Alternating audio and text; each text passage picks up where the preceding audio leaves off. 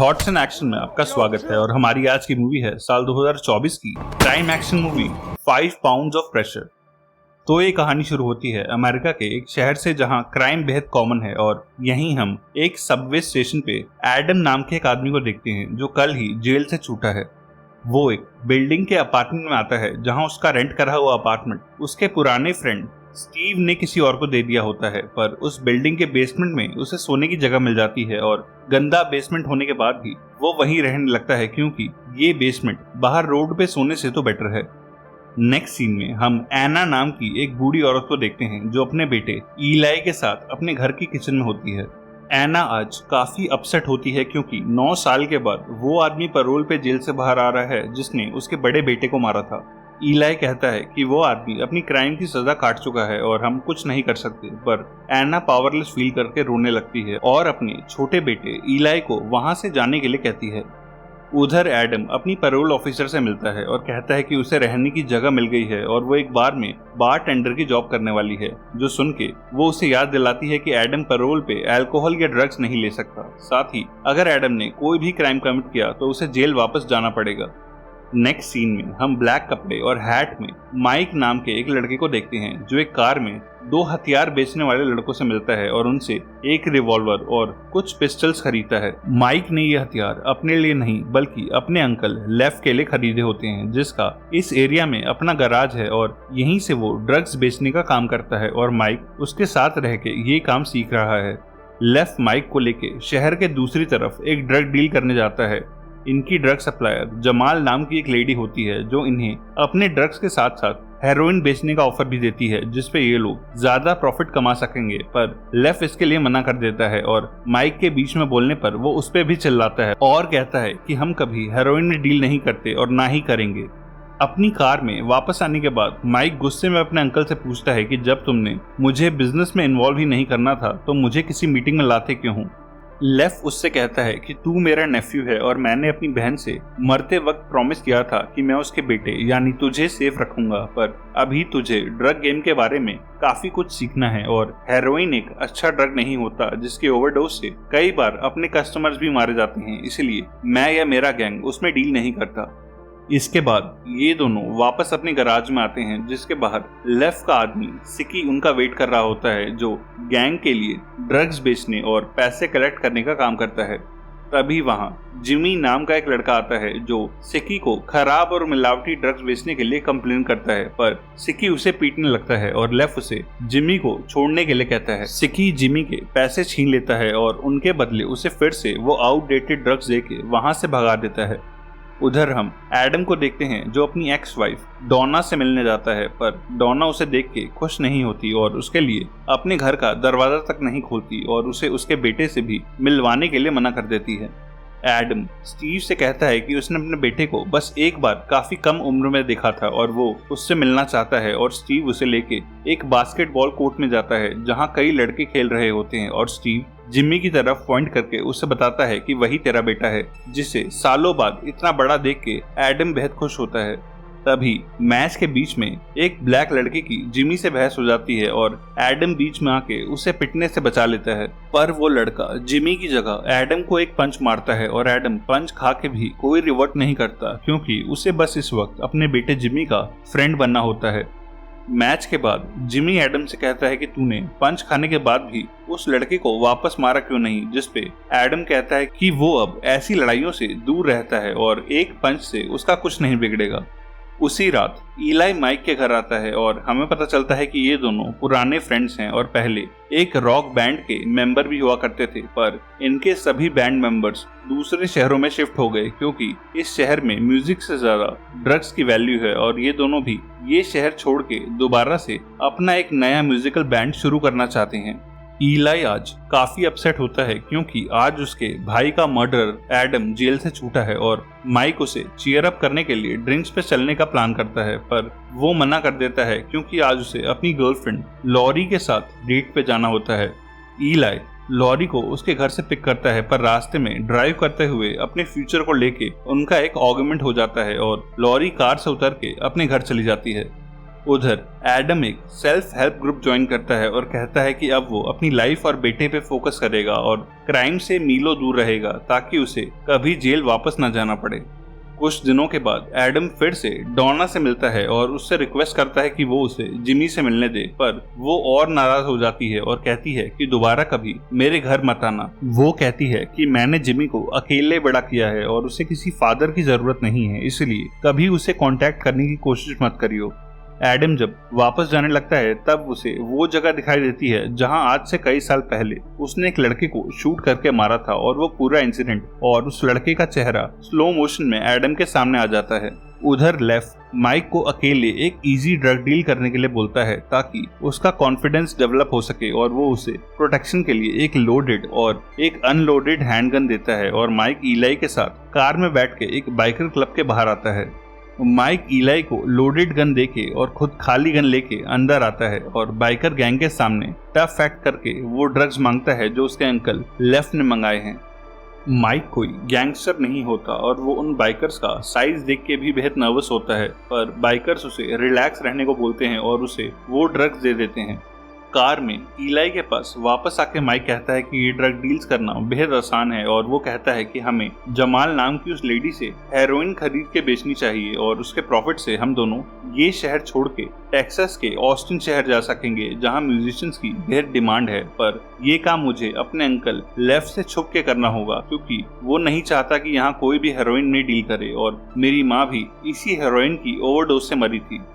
एक दिन जब एडम पार्क के बेंच पे बैठ के ड्रॉ कर रहा होता है तब जिमी वहां आता है और उससे बातें करने लगता है। जिमी एडम से कहता है कि उसे भी बचपन में ड्राइंग करने का शौक था और एडम उसे भी एक पेज देके ड्रॉ करने के लिए मोटिवेट करता है और जिमी को ऐसा लगता है कि एडम कोई स्ट्रेंजर नहीं बल्कि उसका कोई पुराना फ्रेंड है। अपने घर वापस आके डोना को जिमी के पास से वो पेज मिलता है और वो एडम की ड्राइंग पहचान जाती है और उस पेज को जिमी से खींचते हुए वो पेज फट जाता है जिससे जिमी डोना पे बेहद गुस्सा हो जाता है। एक दिन लेफ्ट के गराज में ER नाम का एक गैंगस्टर आता है जो एक लोन शार्क भी होता है और वो लेफ्ट से कुछ हैंडगन्स खरीदता है, पर उनमें से एक हैंडगन माइक ने कल ड्रग डील के टाइम पे इलाई को दी होती है और माइक कहता है कि मैं कल शाम को इलाई से वो गन लेके ER को खुद डिलीवर कर दूंगा। इलाई फिर से लॉरी से डिनर पे मिलता है और वो कहती है कि वो उससे ब्रेकअप करना चाहती है क्योंकि इलाई अपना म्यूजिक का पैशन फॉलो करने की जगह एक कंस्ट्रक्शन साइट पे जॉब करता है और लॉरी ये शहर छोड़ के जाना चाहती है जिसके लिए इलाई अभी रेडी नहीं होता। उधर एडम अपनी बार टेंडर की जॉब शुरू करता है और बार का ओनर उसे समझाता है कि एडम को ड्रंक कस्टमर्स के साथ साथ बार की फॉल्टी वायरिंग के साथ भी काम करना होगा क्योंकि हर 15 मिनट के बाद बार की लाइट्स ऑफ होके दोबारा ऑन होती हैं और एडम अपनी शिफ्ट शुरू करता है और मेहनत से काम करने लगता है। एक रात को माइक और उसका अंकल का वो आदमी सिकी उसी बार में एक कस्टमर को ड्रग्स बेचने आते हैं जब माइक की नजर एडम पे पड़ती है और वो पहचान जाता है कि ये वही आदमी है जो इलाई के भाई को मार के जेल गया था। उधर अपने घर पर डोना जिमी को बता देती है कि वो ड्राइंग बनाने वाला आदमी उसका फादर है और इस न्यूज से जिमी शॉक में होता है क्योंकि उसकी माँ ने आज तक कभी उसे उसके फादर के बारे में कुछ नहीं बताया।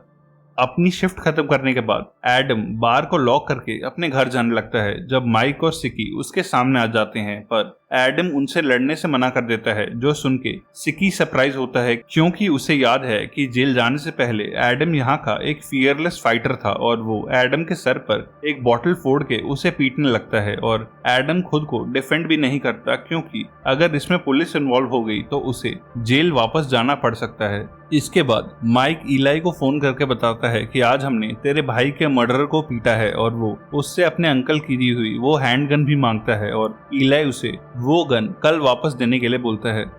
अगली सुबह इलाई की माँ एना वॉक करते हुए एडम को देखती है और अपने बेटे के कातिल को ऐसे फ्री घूमते हुए देख के उसे लगता है कि उसने किसी भूत को देख लिया हो। एडम की पैरोल ऑफिसर उससे मिलती है और कहती है कि उसे डोना का फोन आया था और अगर तूने उससे दोबारा मिलने का ट्राई किया तो वो पुलिस कंप्लेंट भी कर सकती है जिससे तुझे वापस जेल भेज दिया जाएगा। एक रात को माइक हिम्मत करके अपने अंकल लेफ्ट से कहता है कि वो अब गैंग के लिए काम नहीं करना चाहता क्योंकि उसका इंटरेस्ट म्यूजिक में है, पर लेफ्ट ये सुन के नाराज हो जाता है और माइक से कहता है कि मैं अपनी बहन की डेथ के बाद से तुझे पाल रहा हूँ और तू एक थैंकलेस इंसान है। उधर ईलाई हॉस्पिटल जाके अपनी माँ एना से मिलता है, जिसे आज सुबह हार्ट फेलियर की वजह से हॉस्पिटल में एडमिट कराया गया था क्योंकि एडम को देखने के बाद उसे गहरा सदमा लगा था। नेक्स्ट सीन में हम एडम को बास्केटबॉल कोर्ट में देखते हैं, जो आज फिर से जिमी के साथ खेलने आया होता है, पर जिमी को अब उसका सच पता होता है और वो उस पर गुस्सा होता है क्योंकि उसने अपनी पहचान उससे छुपाई थी और वो उसे अपना फादर मानने से भी मना कर देता है। अपनी माँ को हॉस्पिटल में देखने के बाद ईलाई माइक से मिलने उसके घर जाता है, पर वहाँ उसे लॉरी और माइक बेड पे एक कॉम्प्रोमाइजिंग पोजीशन में मिलते हैं और वो उस धोखे से बेहद हर्ट होता है और माइक को पंच मार के वहाँ से चला जाता है। माइक को अब पता होता है कि लॉरी और उसे एक साथ देखने के बाद अब ईलाई उसके साथ ऑस्टिन नहीं जाएगा, इसलिए वो लॉरी को अपने साथ ये शहर छोड़ के ऑस्टिन चलने के लिए कहता है, जहाँ वो एक नई लाइफ शुरू करेंगे। पर इस सब के लिए पहले उसे पैसों का अरेंजमेंट करना होगा और जल्दी पैसा अर्न करने के लिए वो अपने अंकल को बिना बताए जमाल नाम की उस ड्रग सप्लायर से मिलता है और उसे 1 किलो प्योर हेरोइन का ऑर्डर देता है, जिसकी कॉस्ट $30,000 होती है और उसे कट करके बेचने पर माइक इजीली $60,000 तक कमा लेगा। पैसों का अरेंजमेंट करने के लिए माइक ER नाम के उस लोन शार्क के पास जाता है और उससे 2 दिनों के लिए $30,000 मांगता है और कहता है कि उसके अंकल लेफ्ट को इस डील के बारे में कुछ नहीं पता क्योंकि अपनी बहन की डेथ के बाद वो हेरोइन से दूर रहता है और ER माइक को वो 30,000 दे देता है। नेक्स्ट सीन में हम ईलाई को हॉस्पिटल में अपनी माँ के पास देखते हैं, जो कहती है कि कल सुबह उसने अपने बड़े बेटे और ईलाई के भाई के किलर को वॉक करते हुए देखा था, जिससे वो बेहद हर्ट है और वो अपनी रोती हुई माँ को कंसोल करता है। अपनी माँ की हेल्थ कंडीशन और लॉरी और माइक के धोखे से ईलाई को बेहद गुस्सा आने लगता है और वो गुस्से में कंस्ट्रक्शन साइट पे तोड़ फोड़ कर देता है, जिसकी वजह से उसे अपनी जॉब से निकाल दिया जाता है। एडम फिर से जिमी से मिलता है और जिमी से पूछता है कि तू इतने सालों से कहाँ था, और एडम जिमी से कहता है कि सालों पहले मेरे फ्रेंड स्टीव को एक लड़की के बॉयफ्रेंड ने बुरी तरह पीटा था, जिसका बदला लेने के लिए मैंने गुस्से में उस लड़के को शूट कर दिया था, जिसके बाद मुझे जेल हो गई थी और मुझे उस लड़के को मारने का बेहद रिग्रेट है क्योंकि उस इंसिडेंट की वजह से मुझे तुझसे और डॉना से अलग होना पड़ा था। एडम की सच्चाई सुन के जिमी का गुस्सा उस पर कम होने लगता है और वो उसे एक और चांस देने का सोचता है। रात को हम माइक को लॉरी के साथ दिखते हैं, जो एक गेट से घर आ रहे होते हैं और लॉरी के जाने के बाद ईलाई माइक को खींच के एक गली में ले आता है और उस पे उसी की दी हुई वो हैंडगन पॉइंट करता है, पर माइक रोने लगता है और कहता है कि मैंने तुझे धोखा नहीं दिया और मैं सिर्फ लॉरी को कंफर्ट कर रहा था, जब ऑल ऑफ अ सडन हम दोनों रोमांटिकली इन्वॉल्व हो गए और तू पहले ही अपनी माँ की हेल्थ की वजह से टेंशन में था, इसलिए मैंने उस वक्त तुझे इस बारे में नहीं बताया। जिसके बाद ईलाई माइक को शूट नहीं करता और उसे रोता हुआ उसी गली में छोड़ के चला जाता है। जिमी और एडम की आज की मीटिंग के बारे में सुन के डॉना एडम को कॉल करती है और कहती है कि वो जिमी को अब उससे मिलने से नहीं रोक सकती। वो एडम पे फिर से भरोसा करना शुरू कर देती है और कहती है कि तुझे अब जिमी से छुप छुप के मिलने की कोई जरूरत नहीं है और मुझे एक बार इन्फॉर्म करके भी तू हर हफ्ते उससे मिल सकता है। इस फोन कॉल से एडम बेहद खुश होता है क्योंकि उसकी लाइफ फाइनली अब ट्रैक पे आ रही होती है, पर एडम ये रियलाइज नहीं करता कि ईलाई हुडी और हैंडगन के साथ उसके बार में कस्टमर बन के आ गया है, जिसे आज कोई ड्रिंक नहीं बल्कि अपने भाई का बदला चाहिए।